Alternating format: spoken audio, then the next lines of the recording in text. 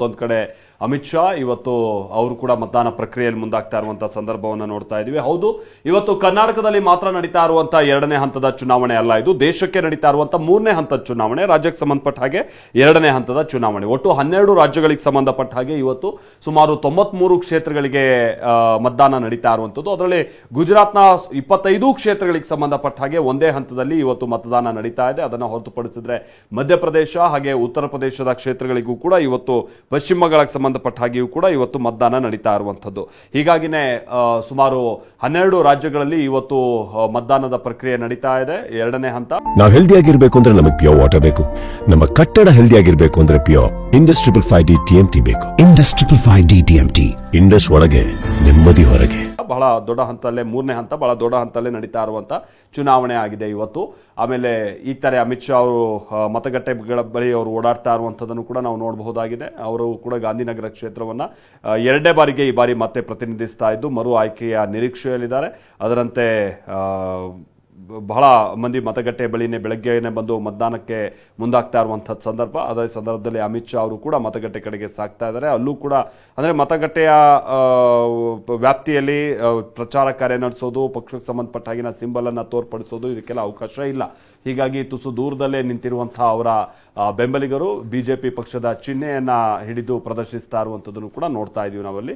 ಪುಟ್ಟ ಮಕ್ಕಳು ಕೂಡ ಇದ್ದಾರೆ, ಅದರಲ್ಲಿ ವಯಸ್ಸಾದಂತಹ ಮಂದಿಯೂ ಕೂಡ ಇದ್ದಾರೆ, ಹಿರಿಯರು, ಯುವಕರು ಅಮಿತ್ ಶಾ ಅವರನ್ನ ಸ್ವಾಗತ ಕೋರ್ತಾ ಇರುವಂತದನ್ನು ಕೂಡ ನಾವು ನೋಡ್ತಾ ಇದ್ವಿ. ಅಂತ ಅಂದ್ರೆ ಗುಜರಾತ್ನಲ್ಲಿ ಯಾವ ಮಟ್ಟಿಗೆ ಚುನಾವಣಾ ಕಾವಿದೆ ಅನ್ನುವಂಥದ್ದಕ್ಕೆ ಈ ದೃಶ್ಯಗಳು ಕೂಡ ಸಾಕ್ಷಿ. ಬೆಳ್ಳಂಬೆಳಗ್ಗೆನೆ ತಮ್ಮ ಅಭ್ಯರ್ಥಿ ಅಲ್ಲಿ ಮತ ಹಾಕೋಕೆ ಬರ್ತಾ ಇದ್ದಾರೆ ಅಂತ ಗೊತ್ತಾಗ್ತಾ ಇದ್ದ ಹಾಗೆ ಮತಗಟ್ಟೆ ಬಳಿನೇ ಹೋಗಿ ಅವ್ರಿಗೆ ಬೆಂಬಲ ಸೂಚಿಸ್ತಾ ಇರುವಂತಹ ಅವರ ಬೆಂಬಲಿಗರನ್ನು ನಾವಿಲ್ಲಿ ನೋಡಬಹುದಾಗಿದೆ.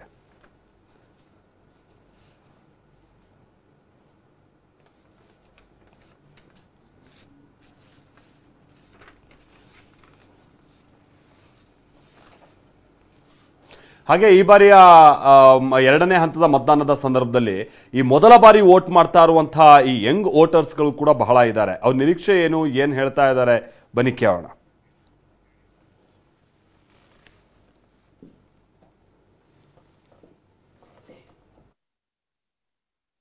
ಫಸ್ಟ್ ಟೈಮ್ ವೋಟ್ ಮಾಡೀನಿ, ಅದು ಖುಷಿ ಆಗ್ತಿದೆ ಮತ್ತು ಹಿಂಗೆ ಪ್ರೌಡ್ ಫೀಲಿಂಗ್ ಬರ್ತಿದೆ. ಮತ್ತು ಅದು ನನ್ನ ರೆಸ್ಪಾನ್ಸಿಬಿಲಿಟಿಯನ್ನು ನಾನು ಮಾಡಿದ್ದೇನೆ ಅಂತ ಒಂದು ಹಿಂಗೆ ಪ್ರೌಡ್ ಫೀಲಿಂಗ್ ಅದೇ. ನಂಗೆ ಈಗ ಯಾರು ಯಂಗ್ಸ್ಟರ್ಸ್ ಅದಾರ, ಯಾರ್ದು ವೋಟ್ ಹಾಕೋ ಏಜ್ ಇದೆ, ಅವರು ಹಿಂಗೆ ತಪ್ಪದೆ ವೋಟ್ ಹಾಕಬೇಕು, ಅವ್ರ ರೆಸ್ಪಾನ್ಸಿಬಿಲಿಟಿಯನ್ನು ಮಾಡಬೇಕು, ಅವ್ರದ್ದು ಏನದೆ. ಮತ್ತು ಹಿಂಗೆ ನಮ್ಮ ದೇಶ ಚಲೋ ಆಗ್ಬೇಕಂತ ಅವ್ರು ತಪ್ಪದೆ ವೋಟ್ ಹಾಕಬೇಕು. ಇದೇ ವರ್ಷ ಫಸ್ಟ್ ವೋಟ್ ರೀ, ಮತ್ತು ವೋಟಿಂಗ್ ಬೂತ್ದಲ್ಲೂ ನಾನೇ ಫಸ್ಟ್ ವೋಟ್ ಹಾಕಿದ್ದೀನಿ. ಅದಕ್ಕೆ ಒಂದು ಹಿಂಗೆ ಖುಷಿ ಅದೇ. ಮತ್ತು ನಾವು ಜಲ್ದಿ ಬಂದು ಫಸ್ಟ್ ವೋಟ್ ನಂದ ಆಗಲಿ ಅಂತ ವೇಟ್ ಮಾಡತ್ತಿದ್ದೆ. ಹಿಂಗೆ ಎಕ್ಸೈಟ್ಮೆಂಟ್ ಫೀಲ್ ಅದೇ ಮತ್ತು ಖುಷಿ ಆಗ್ತಿದೆ.